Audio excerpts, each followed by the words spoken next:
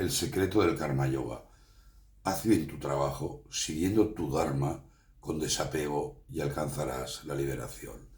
Este es el camino natural para la mayoría de la humanidad. El verso que vamos a reflexionar ahora es un verso clave importantísimo en el Gita. Es el número 19 del capítulo tercero del Bhagavad Gita sobre el Karma Yoga. Y en este verso Krishna nos explica el secreto del Karma Yoga. Y os leo: por lo tanto, haz siempre bien el trabajo que debe realizarse y hazlo sin apego, porque realizando los deberes prescritos sin apego, el hombre alcanza al Supremo. Insisto, el Supremo, llámalo como quieras, Dios, inteligencia universal, Alá o Buda. Como podemos observar en este verso, que insisto es clave en el Gita, debemos actuar correctamente, de acuerdo con los shastras, es decir, lo que es correcto, y conforme a nuestro Dharma, y hacerlo totalmente desapegados, mentalmente, eso sí, de los frutos de los resultados.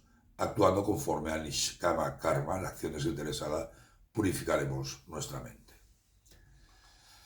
El Karma Yoga está abierto a cualquier creencia espiritual. Para un hinduista, su Shastra será el Bhagavad Gita; para el musulmán, el Corán; o para el cristiano, la Biblia. Si somos capaces de actuar así, el Karma Yoga se convierte en un camino de liberación, moksha. Y maravilloso es el Karma Yoga. ¿Cuánto lo necesitamos en Occidente?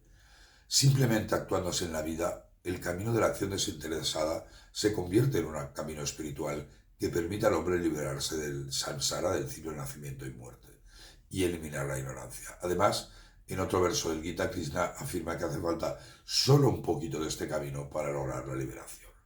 ¡Qué maravilloso es el Karma Yoga!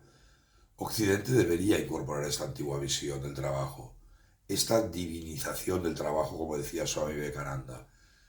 Nuestro sistema actual, basado en buscar solo el fruto de los resultados, se ha implantado desde arriba en todas las áreas de las empresas, desde el director general hasta el último de los trabajadores, y no está claro que este sistema sea el único posible.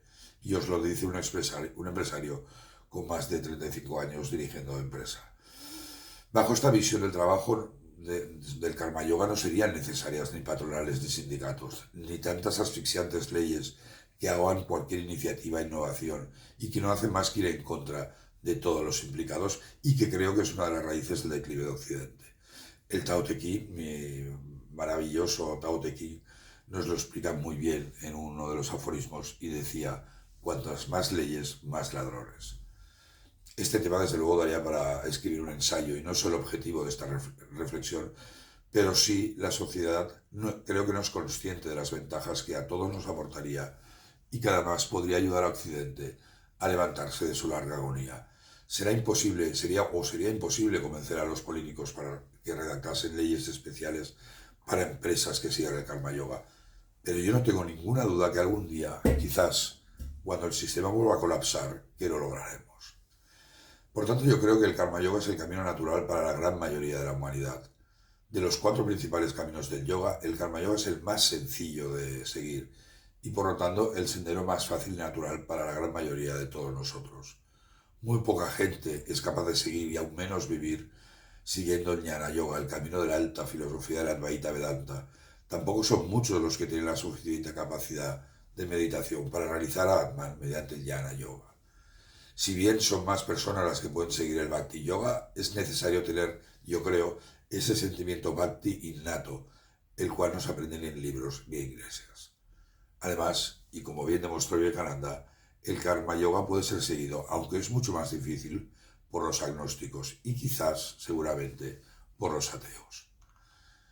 Generalmente entre los buscadores muy pocos adoptan el Jnana Yoga o el Jnana en la meditación, conocimiento de meditación. La mayoría de las personas se inclinan naturalmente por el Karma Yoga y el Bhakti Yoga. Si nos fijamos en el capítulo segundo del Gita, se explica Atman a través de la filosofía del Sankhya Yoga, y más o menos a mitad de este capítulo, el tercero, empieza a explicar el Karma Yoga, y lo hará hasta el final del capítulo quinto. A continuación, el Dhyana, la meditación, y luego el Bhakti, y finalmente los últimos capítulos corresponderán al Jnana. Krishna nos propone como una serie de escalones en nuestro camino espiritual, empezando por el más sencillo, el Karma Yoga. Por ello se considera el Karma Yoga como un camino natural de evolución para la mayoría de la humanidad. Quería compartir con vosotros una profunda y bella reflexión de mi admirado Swami Vivekananda y decía, trabaja, trabaja, trabaja. Y, había un diálogo, ¿no?, entre Vivekananda y un discípulo. El discípulo decía, pero si uno tiene que renunciar a los frutos del trabajo, ¿por qué ha de ser inducido a emprender un trabajo que siempre es penoso? Y Vivekananda le contestó, en esta vida humana uno no puede evitar siempre no hacer algún tipo de trabajo. Cuando el hombre tiene que hacer algún trabajo forzosamente, el Karma Yoga le ordena que lo haga de tal manera que lo libera a través de la realización de Atman. También leemos esto en el Gita y aprendemos que tenemos que trabajar, trabajar, trabajar constantemente con todo nuestro poder. Poner toda nuestra mente en el trabajo, cualquiera que sea. Al mismo tiempo, no debemos estar apegados, es decir, nada más debe apartarnos del trabajo. Aún así, debemos poder dejar el trabajo cuando queramos. Esa es la única causa de la desdicha. Estamos apegados, estamos siempre atrapados. Por eso dice el Gita, trabaja constantemente, trabajar, pero no estar apegados, no estar atrapados. Resérvate el poder de desprenderte de todo, por muy amado, por mucho que el alma lo anhele, por grande que sean las aflicciones de miseria que sientas si fueras a dejarlo. Aún así, resérvate el poder de dejarlo cuando quieras.